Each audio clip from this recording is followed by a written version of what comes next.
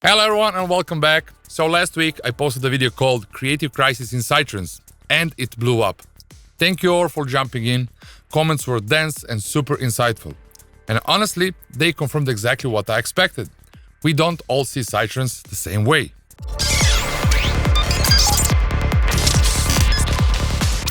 I gave my best to read as much of them as possible and I wish to somehow group them into the similar categories.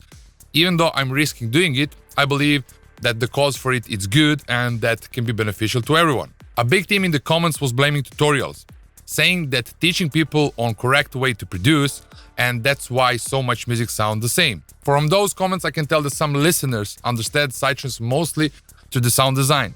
Complex modulation, tweaky sequences, technical wizardry, I get it. I teach sound design too, but from my perspective, Psytrance is much more than clever sounds. So if someone learns how to create a specific sound and then not pay attention to the other segments of music creation, like writing, arrangement, composition, etc., then that person is responsible for that outcome, not the person who learned from how to make a specific sound.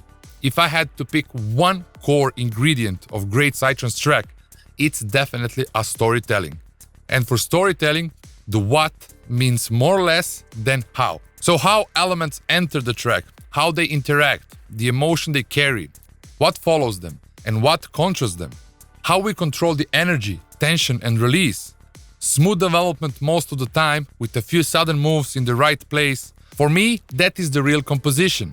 How all the parts communicate and evolve to tell a story. Music cannot be learned, music can be felt. And Psytrance can be way more than complex sound designs, period. Another category of comments were regarding the rolling basslines, people calling them dull and monotonous, and I understand why.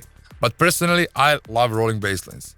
My understanding and feel for a Psytrance is that these hypnotic repetitions are a big part of the trance inside the Psytrance. Across spiritual traditions, repetitive rhythms is how people entered the trance state.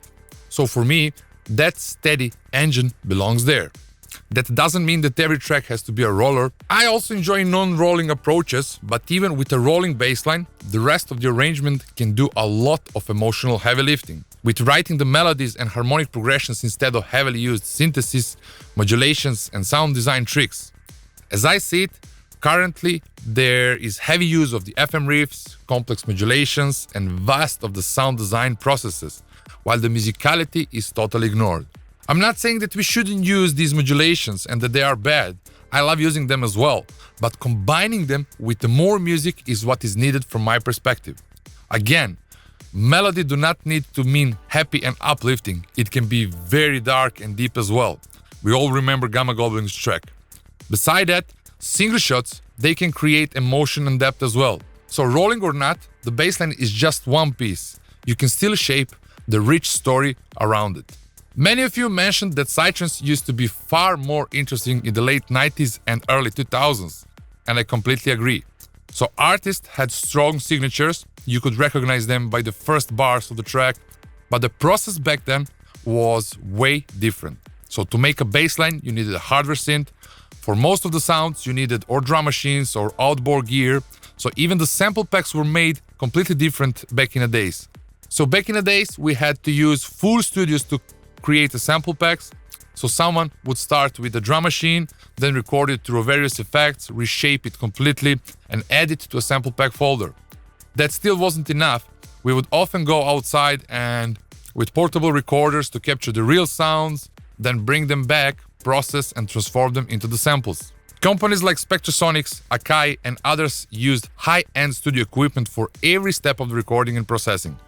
Every piece of outboard gear from that era had its own character and sound. If you compare something like Spectrasonics' distorted reality, you'll instantly hear the difference. Modern packs often sound generic because they are made with the same tools everyone already has.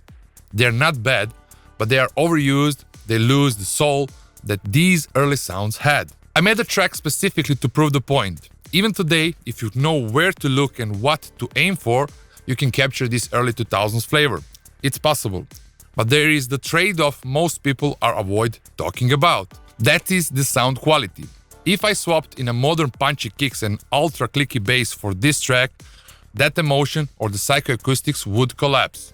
So what comes first, creativity or quality? So one of the biggest drivers of monotony in Psytrance today is the obsession with pristine punch and hyper-tight bass. It's addictive to listen to, but it pushes everything into the same emotional box. You can't make deep, shadowy track with a super aggressive kick and surgically plucky bassline. They don't speak the same emotional language. So let's hear this track out.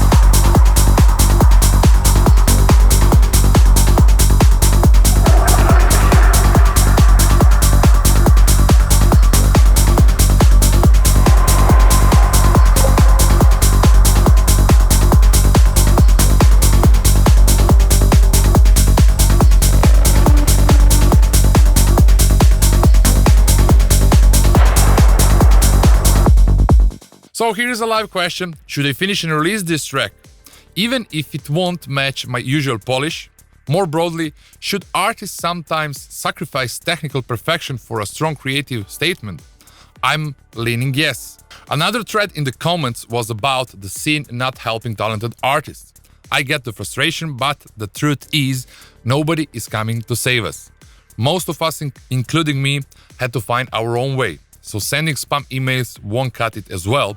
And creativity doesn't stop at the DAW, including how we get noticed. So here are just two very creative examples. As someone mailed a small Bluetooth speakers to a festival office with the festival logo carved into it. When they turned it on, his music was playing. It came with a paper letter, polite, human and memorable.